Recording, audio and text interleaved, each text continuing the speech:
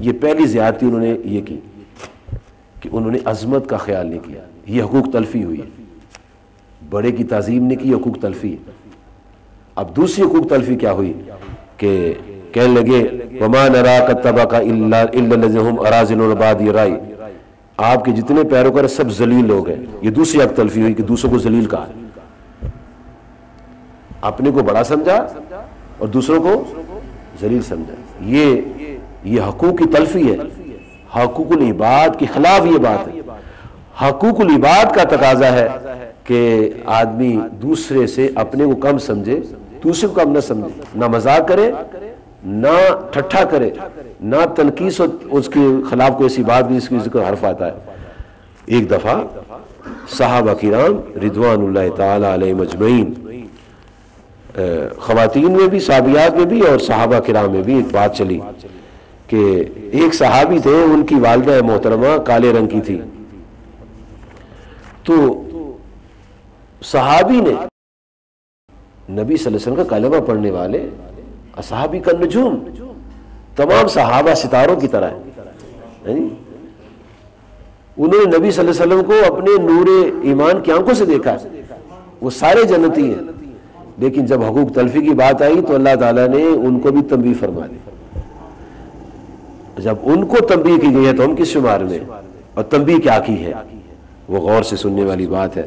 جب انہوں نے ایک عورت کا بچہ تھا، عورت کالی تھی، اس نے بات کی گیا کالی کے بچے، اسے ایسے کہہ دیا اس کو، اللہ تعالیٰ نے یہ بات پسند نہیں فرمائی، یہ حقوق تلفی ہوئی ہے، عزت پر حرف آیا ہے جی، اس کے مرتبے کو گرانے کی کوشش کی ہے۔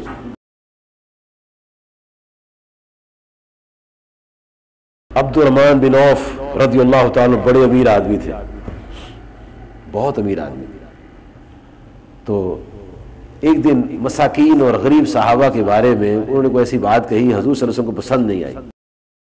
امام بخاری صاحب نے صحیح بخاری میں حدیث لکھی ہے، فرماتے کہ نبی صلی اللہ علیہ وسلم نے عبد الرحمن بن عوف کو فرمایا، یہ اشرا مبشرہ میں سے ہے۔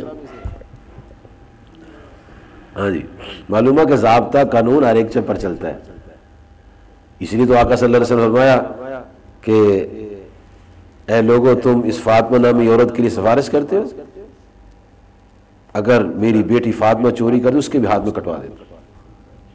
یہ ضابطہ بتایا ہے، مذاق نہیں کیا، ضابطہ بتایا، قانون بتایا، اصول بتایا، دستور بتایا، اور جب اقوام اس دستور پر چلتی ہیں پھر اقوام ترقی کرتی، وگرنہ اقوام ترقی نہیں کر سکتے، ہم ترقی نہیں کر سکتے، اس لیے کہ ہم بالکل اس کے الٹ چلتے۔ وہ انڈیویجولی طور پر کوئی ترقی کر جائے تو کر جائے، بناس القوم ہم ترقی نہیں کر سکتے، کیونکہ ہم دور جاہلیت سے گزر رہے ہیں۔ جناب سرکار دو عالم علیہ السلام فرمانے لگے تمہیں پتا ہے کہ اللہ کریم تمہیں غریبوں، ضعیفوں اور کمزوروں کے وسیلے سے رزق دیتا ہے۔ یہ امام بخاری صاحب نے صحیح بخاری میں بیان کیا، اور اس ماہ کسی راستے میں یہ مضمون آیا۔ ان کو ایک بات سمجھائی ہے کہ تم ان کو کم نہ سمجھو، اور اللہ تبارک و تعالیٰ کی ذات پاک نے وہاں جہاں یہ بات ارشاد فرمائی کہ جب اس کو کہا کہ تم کالی کے بچے ہو، جی ایک صحابیہ نے دوسری صحابیہ کو مذاق کر دیا، ایک صحابیہ نے دوسری صحابیہ کو بات کر دی، تو اللہ تعالیٰ نے یہ ضابطہ نازل فرمایا، نافذ کیا قانون، کیا یا ایھا الذین آمنوا لا یسخر قوم من قوم عسیٰ ان یکونوا خیر منہم۔ اللہ تعالیٰ ارشاد فرماتا ہے ایمان والو کوئی مرد دوسرے مردوں کا مذاق نہ کرے۔ تمہیں کیا پتہ، کیا معلوم تمہیں کہ جس کو تم مذاق کر رہے ہو تمہاری مقابلے میں اللہ کی بارگاہ میں زیادہ بہتر ہے۔ اللہ تعالیٰ نے ایک بات سمجھا دی ہے کہ تم اپنے کو بہتر نہ سمجھو، بہتر وہی جسے میں بہتر کہتا ہوں۔ پھر فرمایا وَلَا نِسَاءٌ مِّن نِسَاءٍ عَسَىٰ أَن يَكُونَ خَيْرٌ مِّنْهُنَّ، کوئی عورت کسی عورت کا مذاق نہ اڑائے۔ مذاق اڑانے والی کو کیا پتہ ہے کہ وہ زیادہ مرتبے والی ہے جس کا مذاق اڑایا جائے۔ پھر یہ ساری باتیں پھر فرمایا تانا نہ دو، تانا دینا بھی کوک تلفی ہے. پھر فرمایا کہ ایک دوسرے کے برے نام نہ رکھو، یہ بھی کوک تلفی ہے. پھر فرمایا کہ بدگمانی سے بچو. یا ایھا الذین مجتنبوا کثیر من الظن، کیوں؟ ان بعض الظن اثم، بدگمانی گناہ ہے. ولا تجسسوا، اور جستجو نہ کرو کدھر گیا ہے، کون ہے، کدھر جا رہا ہے، کیا کر رہا ہے، جستجو نہ کرو. ولا یغتب بعضکم بعضا، غیبت نہ کرو، یہ بھی حقوق تلفی ہے. اور پھر نتیجے سنائے ایحب احدکم ان یاکل لحم اخیہ میتا، کیا تم میں سے کو پسند کرتا ہے اپنے مردہ بھائی کا گوشت کھائے؟ فکرہتموہ، تم کراہت محسوس کرو گے، کراہت، برا محسوس کرو گے اپنے مردہ بھائی گوشت کھانے میں. واتقوا اللہ، پھر اللہ سے ڈرو.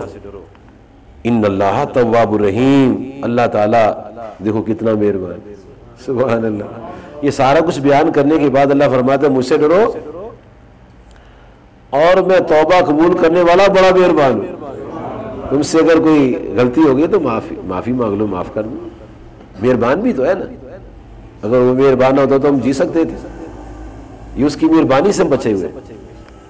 اب اللہ تعالیٰ نے یہ حقوق تلفیاں کرنے والوں کو جو باتیں سنائی، آج بھی یہی ضابطہ اور قانون ہے. اب اللہ تعالیٰ نے ایک اصولی دستوری اور ایسی بات جو نتائج میں آخری بات ہے وہ سنائی کہ یا ایھا الناس، اے لوگو، انا خلقناکم من ذکر و انثی، اے لوگو میں نے تمہیں ایک مرد ایک عورت سے پیدا کیا ہے. وجعلناکم شعوبا، اور پھر میں نے تمہاری شاخیں بنا دی ہیں، وقبائل، اور قبیلے بنا دیے. کس لیے؟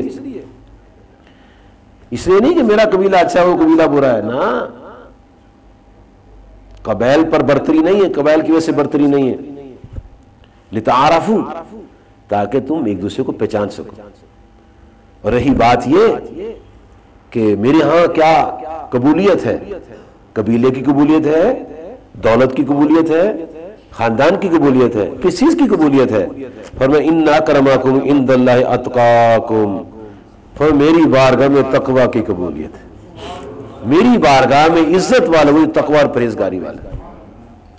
تو اللہ تعالیٰ نے ہمارے دنیا کے نظام کو، قبر کے نظام کو اور آخرت کے نظام کو بہتر فرمانے کے لیے، تاکہ ہم ٹھوکر نہ کھائیں، ہمیں اللہ تعالیٰ نے یہ جو ضابطے بیان فرمائے ہیں، یعنی کس طرح زندگی گزارنی ہے، کس کے ساتھ کیا سلوک کرنا ہے، کیسا سلوک کرنا ہے، یہ سارے ضابطے جو ہیں جب ہم اپنے سامنے رکھیں گے تو پھر سارے ہمارے معاملات درست ہوں گے جی.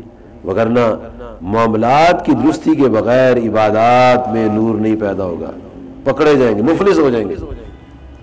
آپ دیکھیں سورۃ البقرہ شریف میں، سورۃ البقرہ کے 22ویں اور دوسرے پارے کے 6 رکوع میں اللہ کریم کیا فرماتا ہے؟ اللہ تعالیٰ فرماتا ہے کہ لیس البر ان تولوا وجوہکم قبل المشرق والمغرب.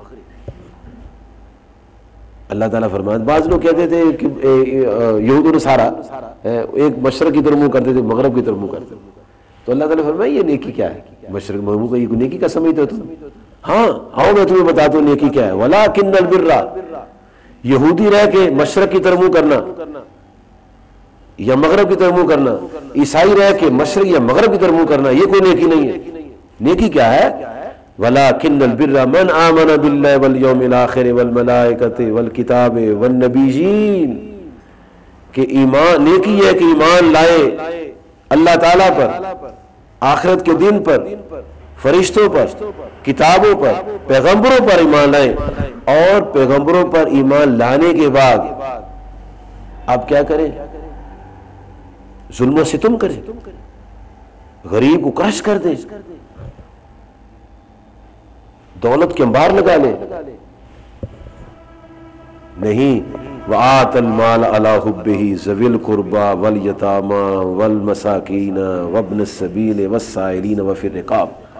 اللہ تعالیٰ فرماتا ہے میں نے تمہیں دولت دی ہے نا، تو اس پر تم نے بیٹھ نہیں جانا، بلکہ اس مال کو تم نے نیکی کیا ہے، اس مال کو تم نے قرابت داروں میں، یتیموں میں، مساکین میں، راہگیروں سائلوں میں اور قیدیوں کو چھڑانے میں اس کو خرچ کرنا ہے۔ اور پھر یہ نہیں سمجھنا کہ ہم نے یہ کام کر لی بس فارغ ہوئے، نہیں، یہ کرنا ہے۔ اب نیکی یہ بھی ہے ساتھ، وَقَامَ الصَّلَاةَ وَآتَى الزَّكَاةَ، یہ تو وہ عبادات ہیں جن کا تعلق جو ہے وہ انسانوں کے ساتھ ہے، جسے حقوق العباد کہتے ہیں۔ اب اپنا بھی تو خیال کرنا ہے نا، اپنا بھی تو خیال کرنا ہے، ہاں اپنا دھیان رکھو، نمازیں قائم کرو، زکوٰۃ بھی دو، یہ فرائض اس کو ادا کرو۔ اور اگر کسی سے وعدہ کر لیا ہے تو حقوق العباد کا تقاضے اس وعدے کو پورا کیا جائے، وَالْمُوفُونَ بِعَهْدِهِمْ إِذَا عَاهَدُوا، جس سے وعدہ کی اس کو پورا کیا۔